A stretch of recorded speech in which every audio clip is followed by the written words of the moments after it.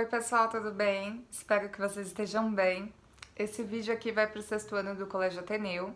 Nós vamos continuar os estudos. Hoje a gente vai falar um pouquinho sobre o módulo 10, África, Diversidade e Muitas Histórias. Esse aqui, ó. Certo? Esse é um módulo muito interessante, a gente vai falar sobre o continente africano. E eu gosto de falar do continente africano porque existe muita falta de informação sobre o continente africano. E eu tento um pouco quebrar essa falta de informação, né? Tentar passar um pouquinho do que é essa diversidade enorme que o continente africano tem. Então vamos lá?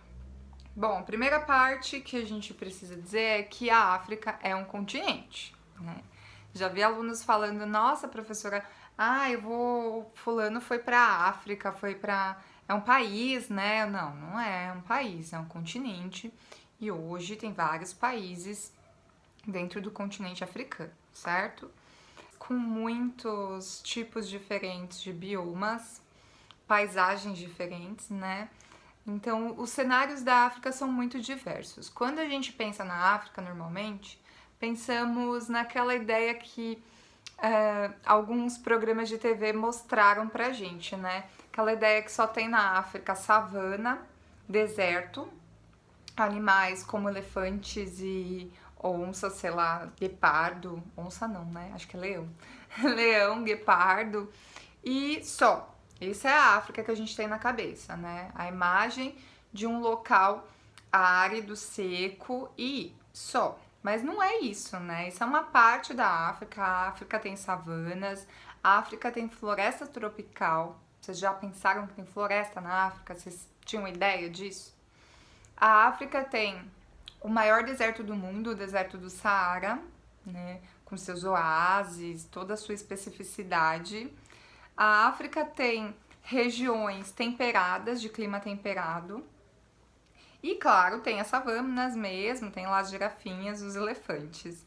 A África tem muitos países até desenvolvidos, né, que a gente pensa que na África só tem países subdesenvolvidos e pobreza e miséria. Isso também é um pensamento etnocêntrico, um pensamento que a gente criou a partir do ponto de vista do europeu, porque é assim que ele via a África, né? Mas não é bem assim. A África do Sul, por exemplo, é um país bem rico. As partes nortes da África tiveram muito contato com os europeus, né, com os italianos, com os gregos, então existe uma troca cultural muito grande, econômica e etc.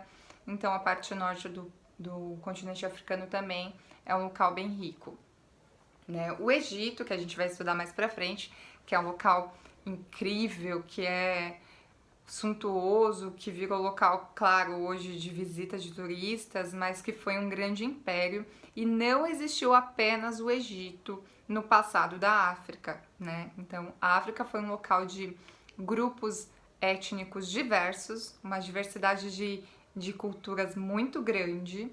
A África é um local de diversidade de povos muito grande e também de impérios. A gente teve alguns impérios na África e a gente vai estudar um pouquinho deles hoje, né? Na página 166 mesmo, na abertura, a gente já tem alguns exemplos disso, ó. Aqui é a Tanzânia, mostrando essa parte do Quênia da Tanzânia, que é essa parte mais árida, né? Essa savana que eu tava comentando com vocês. Aqui na Tunísia, ó, uma praia na Tunísia, também no continente africano. Na Nigéria, a cidade de Lagos, que é muito rica, desenvolvida. As pirâmides, a Esfinge de Gizé e as pirâmides de Gizé no Egito, né, que são pontos turísticos mais incríveis do mundo, né? Aqui a Tanzânia, a aldeia Maasai, ainda tem grupos africanos que vivem, como os indígenas brasileiros, vivem de uma forma mais simples, grupos coletivos, né, sociedades coletivas. Aqui a gente tem uma foto do Marrocos, de Casablanca, no Marrocos, que também é super desenvolvido, uma cidade enorme. O deserto do Saara, né, que é incrível, enorme. E as cataratas da Zâmbia e do Zimbábue, para mostrar também essas florestas tropicais pra gente. Então, olha a diferença de paisagens todas concentradas no continente africano. O continente africano é enorme também, né? Se a gente for parar pra pensar. Então, óbvio que vão ter cenários assim tão diferentes, tão diversos. Outra questão é pensar nos povos africanos. A gente pensa também um pensamento, um conceito etnocêntrico que se criou, né, dos povos africanos, é que são todos subdesenvolvidos, tecnologicamente inferiores aos europeus, os ocidentais, e isso é um pensamento errado, completamente errado, né? Os povos africanos são muitos, então são etnicamente diferentes, são culturalmente diferentes, né? E também com tecnologias diferentes. Então tem povos em estruturas igualitárias, né? O que a gente pode chamar de tribo, é que normalmente esse nome tribo foi utilizado como uma forma de oprimir, né? Foi um nome pejorativo, mas sim, tem povos africanos tribais e temos povos africanos tão ocidentais quanto os europeus, quanto os americanos e etc, certo? Então são muitas características. Hoje a gente vai conhecer um mito, a mitologia dos Nagôs, tá? A gente vai falar um pouquinho sobre os orixás. Também é um tema muito importante porque existe muito preconceito em torno das religiões africanas, né, de matriz africana, como é o candomblé, por exemplo, né? Então, tem muito preconceito ainda hoje, pessoas que não conhecem, que falam que o candomblé propaga magia negra, que o candomblé é uma religião errada. Bom, lembra que a gente estudou sobre o etnocentrismo, né? Então, todas as religiões têm direitos de existir, cada um tem a sua e a gente tem que respeitar todas. Então, nas aulas de história, nós vamos estudar o catolicismo, a formação do catolicismo, dos protestantes, a gente vai estudar o budismo, vocês viram as religiões, as mitologias indígenas, a gente vai ver as mitologias africanas também. A gente já tinha visto, aliás, uma, né, dos Bambara africana, e agora a gente vai ver dos orixás Nagô, tudo bem? Que é da cultura da etnia Iorubá. Como na África tem muitos povos diferentes, muitas etnias, vocês lembram o que é etnia, né? São grupos que podem ser até diferentes grupos, só que eles têm alguma coisa em comum culturalmente. Então, línguas, tradições, religião e etc. Então, a gente tem muitos grupos étnicos diferentes. Na África, a gente vai estudar um deles, que são os Iorubás. Eles se organizaram na região no sudoeste da Nigéria, tá, e do Benin, e surgiram há mais ou menos 700 anos antes de Cristo e 600 anos antes de Cristo. A partir do século XVI, muitos Iorubás vieram para o Brasil como escravizados, né? Muitos desses povos Iorubás vieram para cá, foram trazidos para o Brasil com muita violência, né? E aqui, meio que a sua cultura vai permanecer e vai se misturar com a cultura dos indígenas brasileiros, dos portugueses e etc, né? Então, a gente vai ler o mito dos orixás, as divindades Nagôs. Eu vou ler uma partinha para vocês, tá? Eu vou ler o mito para vocês. Olha lá, os Nagôs creem que foi Olorum, o Senhor do Céu, quem criou os orixás. Os orixás são os deuses, né? Entregando a eles a missão de criar este mundo em que vivemos e tomar conta de tudo que nele acontece. Xangô é um dos orixás, é o deus que rege o trovão. Um dia ele foi um grande e justo rei aqui na terra. E depois que foi transformado em orixá, o Orum, o céu dos orixás, ficou sendo responsável por todas as coisas que envolvem questões de governo e justiça. Mas são muitos os orixás, pois complexa é a natureza e complexa é a vida dos seres humanos. Cada aspecto de um e de outro tem o seu orixá, a divindade encarregada de zelar por aquela parte da vida. O mar tem Iemanjá, que cuida também da maternidade. A metalurgia e as estradas pertencem a Ogum. Oxóssi é o senhor da caça, o que combate a fome. Ossain controla as folhas e o preparo dos remédios.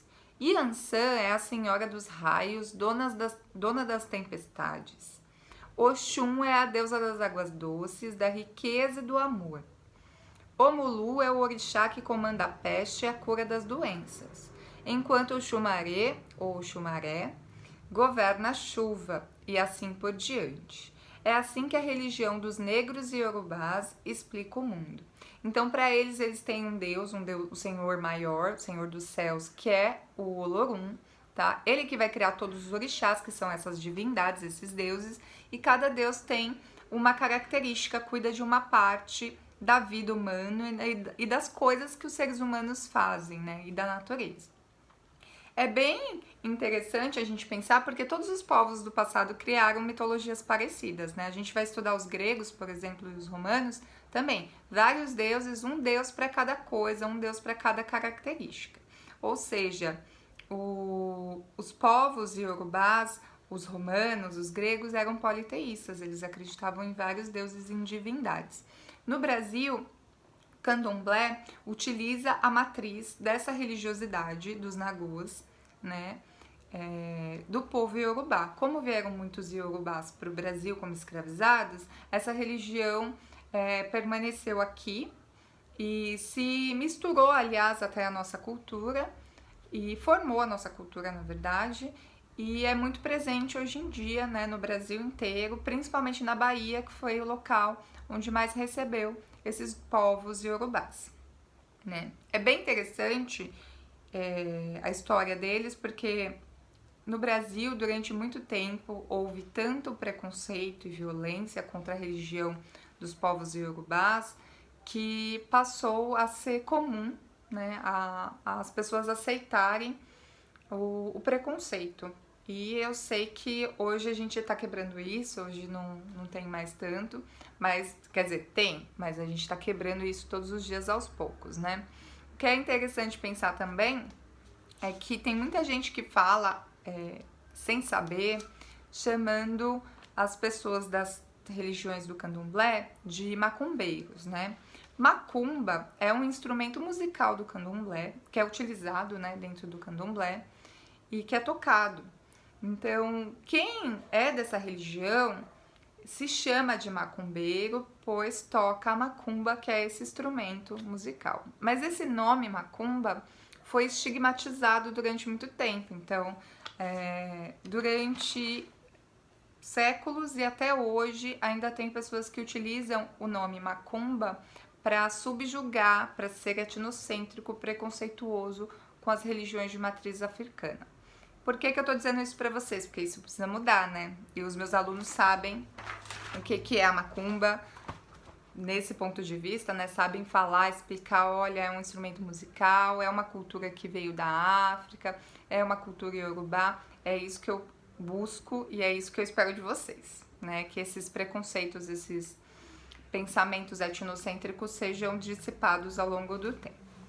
Bom, além dos mitos, dá para estudar o continente africano também pela cultura imaterial, né, os documentos imateriais e os documentos materiais. Então sobrou bastante coisa. Por exemplo, tem as pirâmides de Meroé, as pirâmides de Meroé. Aqui, ó, são um exemplo disso. Aqui os papiros do Egito, que são papiros médicos, aqui é um texto médico. E tem também os griots, que são aqueles povos bambara que eu tinha explicado para vocês, que a fala é muito importante. A fala é a base da civilização, da estrutura dos bambaras. Para eles, a fala é sagrada, a palavra é sagrada, a palavra vale mais do que a escrita. E os griots são as pessoas que guardam a história do povo bambara. E eles guardam como? Na oralidade. Eles têm que guardar na memória e passar adiante de forma oral. E eles são parte dos documentos que os historiadores podem usar para estudar os povos africanos. Bem interessante, né? Bom, a gente vai ver agora um dos povos, né? Um grupo, na verdade, os Khoi-i-San. Os Khoi-i-San, eles viveram há milhares de anos no centro e no sul do continente africano. Eles ainda moram em aldeias, eles ainda são aldeões, né? Eles se mantêm próximo do deserto, eles vivem também no deserto, sobrevivem da caça, da pesca e da coleta de frutos e vegetais. A gente tem até um exemplo aqui, ó, na página 169, de uma foto de dois homens da etnia San, e eles estão tentando fazer o fogo naquela forma clássica, né, de como os nossos antepassados ainda faziam, produziam fogo dessa forma. Então, eles mantiveram parte da cultura. Outro povo africano que existe até hoje são os berberes. Os berberes eram nômades do deserto, então eles viviam atravessando o deserto do Saara com grandes caravanas enormes, com vários camelos. Vocês provavelmente já viram alguma foto, alguma coisa que representa eles, né? Então eles vivem no deserto do Saara, são nômades, vivem viajando com caravanas grandes e moram em barracas mesmo improvisadas no deserto. Se locomoviam com camelos. Hoje em dia eles já são modernos, né? Tem alguns berberes que usam até caminhonete para atravessar o deserto. Eles viviam basicamente da troca, né? Da troca de produtos, sal, escravizados, ouro, tecidos, todo tipo de produto que eles comercializavam do norte a sul, do norte ao sul do Saara e de leste a oeste do Saara também. Então eles ficavam viajando. Uma coisa muito importante é que os berberes, eles fizeram um intercâmbio cultural. Alguns povos no continente africano não teriam contato uns com os outros se não fossem pelos berberes. Os berberes trocavam esses produtos ao longo do deserto. Eles iam para o norte, conheciam um povo, fazia comércio ali, levava esses produtos para o sul do Saara, vendia os produtos ali e fazia esse intercâmbio cultural e comercial. Os berberes foram bem importantes e eles ainda existem. Fora que eles viviam nesse deserto gigantesco, né? O maior deserto do Saara, do mundo, é o Saara. E esse deserto é importante a gente pensar assim, que a gente imagina o deserto só muito quente, muito quente, muito quente e árido, mas não é bem assim. O deserto do Saara, ele tem 9 milhões de quilômetros quadrados, é maior do que o território brasileiro, só o deserto é maior que o Brasil. Ele de dia é muito quente, muito, muito quente, chega a dar 40 e poucos graus. E à noite é muito, muito frio. A pessoa que vive lá tem que tomar muito cuidado para não morrer de frio à noite. Outra questão importante é que o deserto do Saara, no passado da Terra, já foi um oceano ali.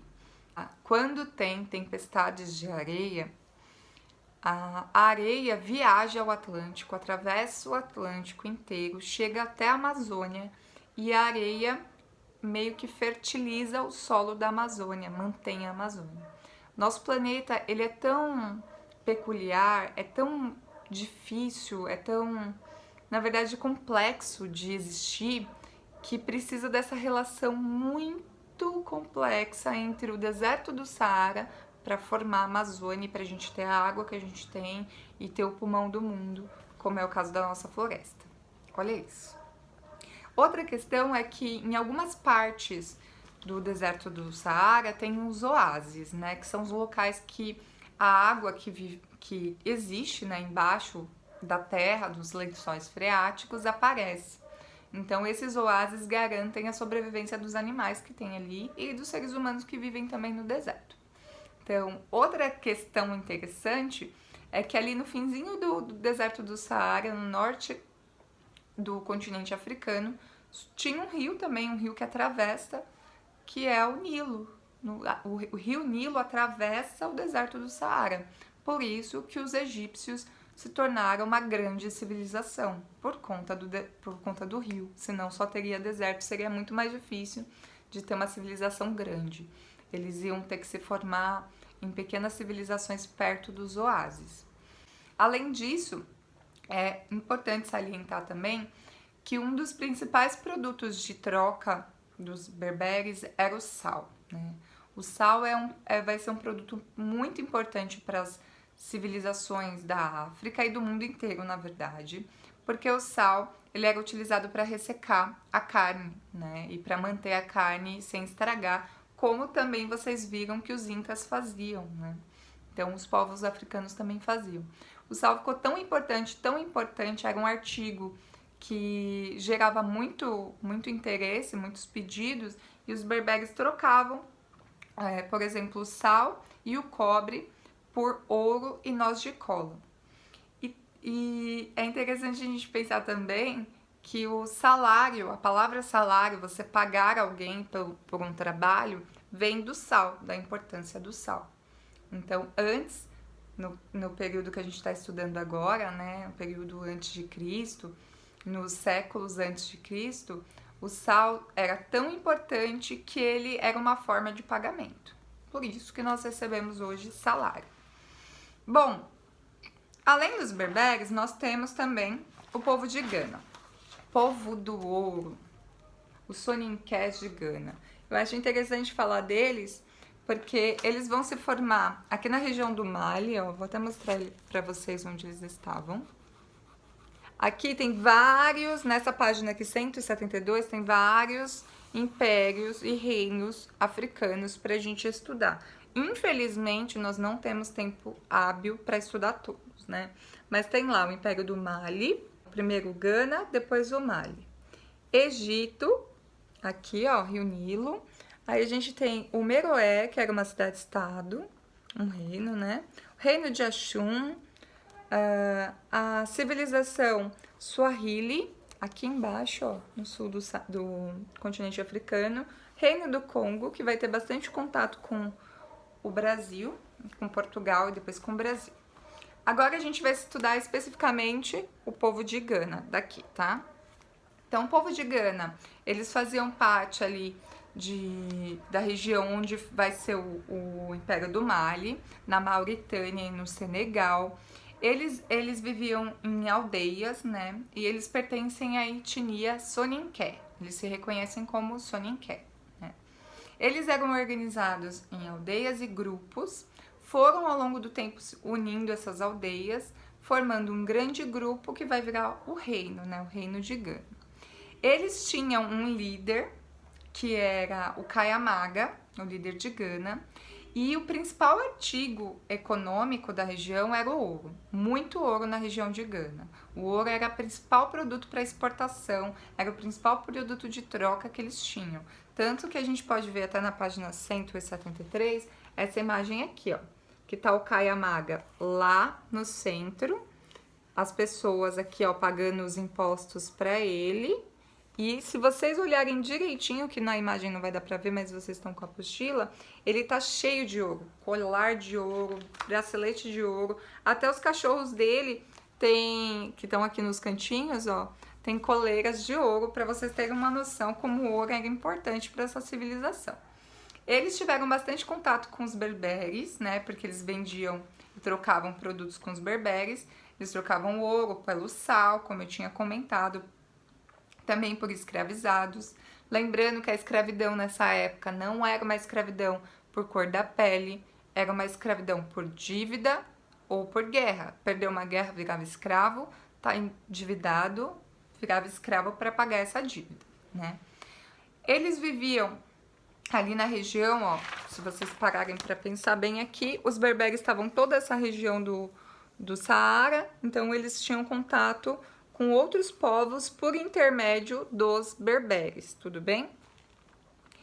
O Kayamaga mandava em tudo, ele era o líder de todos, né? Na verdade, ele que unia essas vilas. As vilas viviam meio que de formas independentes e o Kayamaga uniu e centralizou essas vilas num reino baseado concentrado no seu poder.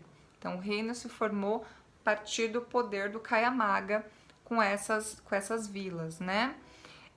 Eles tinham entrepostos comerciais, que é isso? Tinham pontos de parada comerciais, que os berberes, aliás, paravam ali, faziam as trocas. O líder pode ser chamado de Kayamaga ou Gana. É que eu prefiro Kayamaga, eu falo Kayamaga. Mas ele podia ser chamado de Gana também. A sociedade era dividida em classes sociais. Eles tinham os nobres, que eram os descendentes dos primeiros povos, né, das primeiras vilas, Soninké. Tinham os indivíduos livres, que tinham campos, né, terrinhas para plantar e etc. Tinha os servos que trabalhavam nessas terras, mas não tinham terras.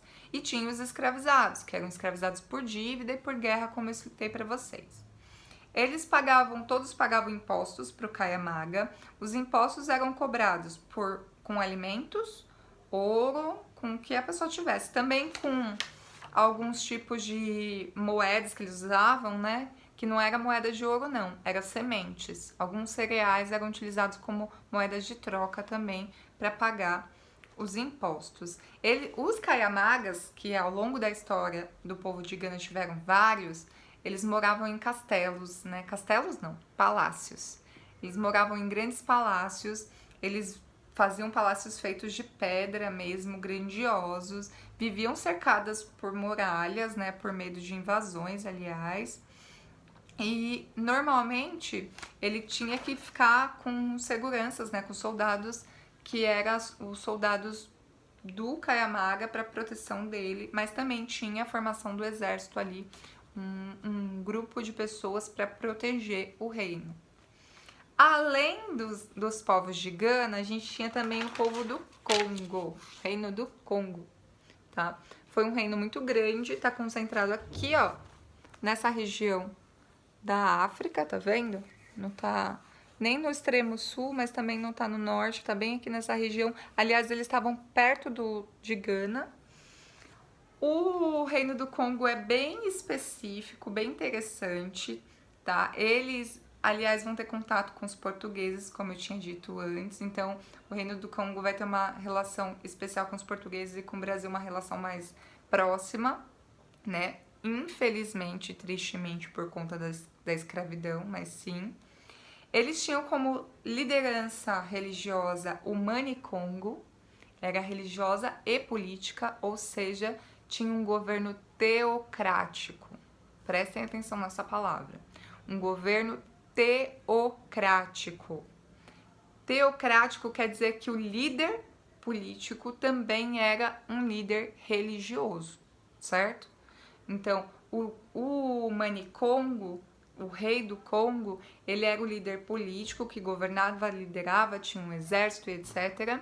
Mas também era um líder religioso. Ele governava por meio do poder religioso, dizendo que ele era enviado dos deuses. Aliás, lembrando, todos esses povos que nós estamos estudando, eles eram politeístas, tá? Acreditavam em vários deuses, pelo menos no início. Depois, o rei do Congo, já no século XVI, ele vai se tornar cristão, ele vai ser convertido, um dos reis, né, um dos manicongos, que, né, ao longo da história do Reino do Congo tiveram vários manicongos.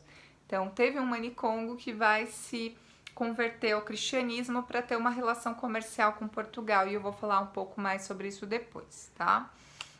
Eles são parte, o Reino do Congo fazem parte daquela cultura que eu falei para vocês dos Bantus, da etnia Bantu, que vivia na África Central, né? Eles tinham uma estrutura de fidelidade ao rei muito grande. Então, o rei era uma figura, como eu falei, divina, né? E eles acreditavam que o Mani-Congo, que às vezes eu chamo ele carinhosamente de Mano-Congo, mas era Mani-Congo, o Mani-Congo, ele tinha um poder muito grande sobre as pessoas. Então, elas acreditavam que ele era um líder bondoso, que ele era um líder imparcial e justo e que tinha poderes sagrados. Por isso que eles obedeciam o Mani-Congo. O Mani-Congo tinha que recolher tributos. Esses tributos eram feitos, né, o pagamento dos impostos, com moedas que podiam ser conchas, alimentos como cereal, sorgo, ou produtos feitos artesanais, etc., né? Com ouro também, mas não era ouro, nessa região do Congo não tinha. Então, as pessoas pagavam os impostos com o que tinham. O rei, aliás, o Mani-Congo, ele guardava uma parte desses impostos com um período de dificuldade, ele poder ajudar a população, ajudar os seus súditos, né? Outra questão interessante é que o Mani-Congo, no Reino do Congo, não tinha autoridade total. Ele governava, ele era o líder supremo, tinha o poder religioso, o poder político, mas ele dividia o poder com um conselho, tá? Então ele não podia fazer o que ele quisesse no Reino do Congo, não. Tinha o conselho que ia ali ajudando o rei a governar, tá? Que eram, como eles eram organizados em várias vilas no Reino do Congo, cada vila ali tinha um líder. E esses líderes locais dessas províncias, eles participavam da administração do reino, né? Eles organizavam, por exemplo, assuntos como a guerra, se tivesse guerra, o comércio e os tributos, os impostos, eles ajudavam o rei a tomar algumas decisões sobre isso, tá? Mas também, além disso, eles utilizavam o poder do Manicongo para se manterem como lideranças das províncias, basicamente isso. Tinha também os sacerdotes, que eram de extrema importância no Reino do Congo, porque como o Manicongo ele era um líder político e religioso, ele precisava da ajuda dos sacerdotes para confirmar isso sempre, né, que possível. Os povos do Congo, eles também eram divididos em classes sociais, né? Então, no topo estava o Manicongo, a sua corte, aqui ó, na página 175 tá a pirâmide, ó. Manicongo, a sua corte, a guarda permanente, os nobres, os comerciantes e artesãos, agricultores e escravizados. Eles tinham escravizados também daquele mesmo estilo que eu falei para vocês, por guerra ou por dívida, né? Tinha uma série de trabalhos dentro do Reino do Congo, então tinha os ferreiros, tinha os escultores de madeira, tinha os ceramistas, os cesteiros, os tecelões, tinha os comerciantes que vendiam, trocavam, aliás, eles faziam muito comércio com os berberes também. Tinha aquelas transações comerciais básicas de sal, metais. As roupas dos nobres no Reino do Congo eram muito ricas, eram muito bem feitas, porque existia uma diferença social também por meio da vestimenta, assim como a gente viu nos astecas e nos incas, né? O povo banto, o povo do Congo, teve muita influência no Brasil por uma grande parte dos escravizados virem dessa região, né, para o Brasil. Então nós temos palavras no Brasil, a gente tem comidas no Brasil que que surgiram com esse povo, né, com o povo banto, com os povos bantos, e vieram para cá e caíram no gosto do brasileiro. Então nós temos muita influência dos povos bantos. Como tem aqui na página 175, esse poeminha que eu vou ler para vocês é o poema Quitutes, da Eneida Gaspar, que ela faz uma brincadeira com as palavras, falando de alimentos e que são a base da nossa cultura, que fazem parte da nossa cultura, mas que vieram, que são de origem dos povos bantos. Olha que legal. Quitutes. A quitanda tem moganga, coco, quiabo e dendê. Tem fubá, farofa e guando, maxixe, inhame, jiló, manjericão, mocotó. A quituteira foi lá, fez tereco e quibabá, tutu, curau e pirão, sarapatel, pururuca, angu, quibebe, quindim e fez moqueca e munguzá. Tem cachaça na moringa, tem cocada na cabaça, a cambada empanzinada, zonza, bambeia e babau. Depois vocês veem o significado das palavras que vocês não entenderam, que tá bem aqui do ladinho, ó. Mas basicamente são alimentos que têm origem dos povos bantos e que a gente consome aqui no Brasil. E essas palavras também têm origem banto. Bom, é isso. Eu espero que vocês tenham gostado. Façam as atividades, façam a tarefa de casa que a gente vai corrigir juntos, tá bom? Fiquem bem, boa semana pra vocês e beijinhos. Usem álcool em gel.